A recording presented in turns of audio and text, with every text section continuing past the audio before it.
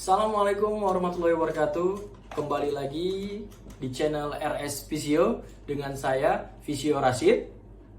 Kemarin kita sudah membahas tentang apa itu fisioterapi. Video kali ini kita akan membahas tentang proses pelayanan fisioterapi. Jika teman-teman yang datang ke fisioterapi itu diapain aja sih? Pada video kali ini kita akan membahas penjelasan tentang hal itu. Jadi tetap tonton videonya sampai habis dan jangan di skip ya.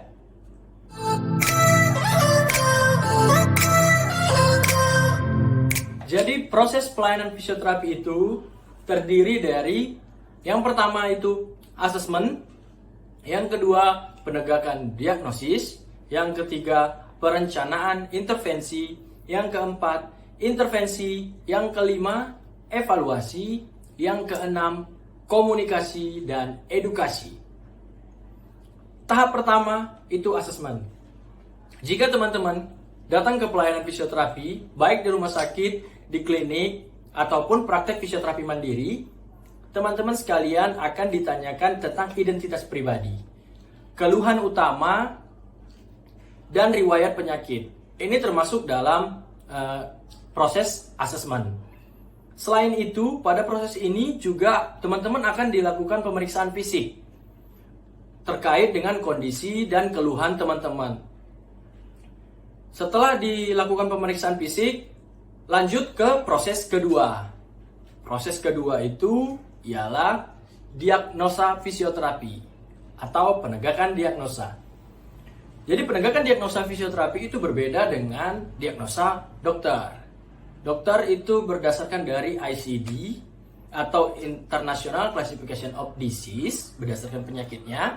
Sedangkan fisioterapi itu berdasarkan ICF atau International Classification Function, karena terkait dengan gangguan gerak dan fungsi.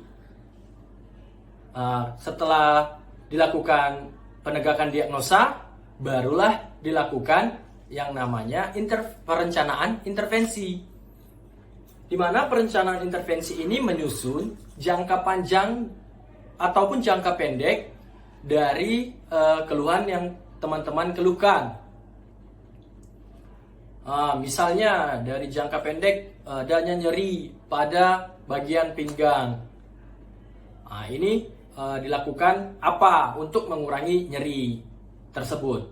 Jadi nanti fisioterapis akan mendiskusikan kepada klien atau pasien terkait apa-apa saja yang akan dilakukan untuk mengurangi kondisi-kondisi yang menyebabkan gangguan gerak dan fungsi teman-teman sekalian.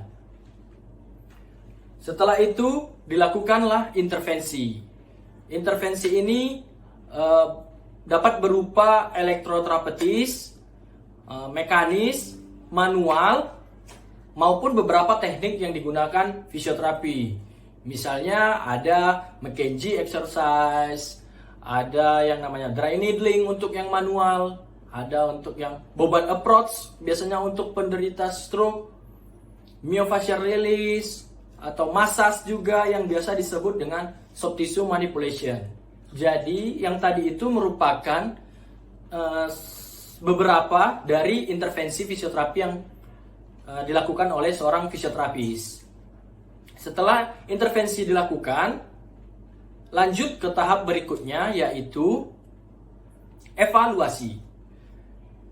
Berdasarkan tadi hasil asesmen yang sudah didapat di awal, pada tahap awal kan didapat misalnya nyerinya berapa, lingkup gerak sendinya berapa, habis itu kekuatan ototnya berapa, apakah di antara permasalahan itu ada perbaikan, itulah digunakan evaluasi.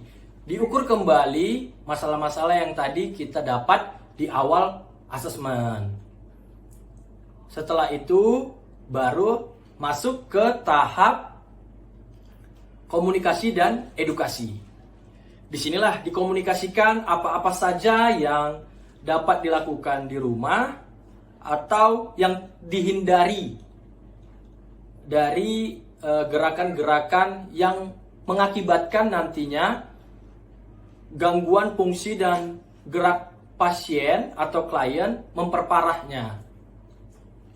Setelah itu baru dilakukan dokumentasi. Jadi semua tadi, baik itu yang asesmen, mulai dari pemeriksaan awal, baru diagnosa, kemudian perencanaan intervensi, baru intervensi,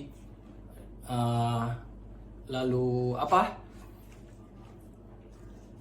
evaluasi, kemudian edukasi dan komunikasi. Ini didokumentasikan di dalam satu file dia. Jadi nanti untuk kunjungan berikutnya, begitu teman-teman datang lagi ke pelayanan fisioterapi, ini sudah ada data-data teman-teman atau pasien dan klien yang datang ke fisioterapi. Nanti dilakukan tindakan lagi, meneruskan rencana intervensi yang pada awal itu. Jadi begitu proses pelayanan fisioterapi mulai dari pertama datang sampai akhir.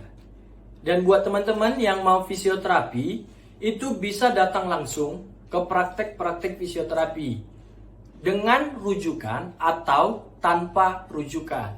Jadi fisioterapi itu bisa menerima pasien dengan rujukan dan tanpa rujukan. Mungkin itu aja untuk video kali ini. Sekian dari saya.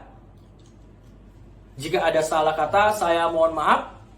Sampai jumpa di video berikutnya. Jangan lupa like, comment, share, and subscribe. See you next time.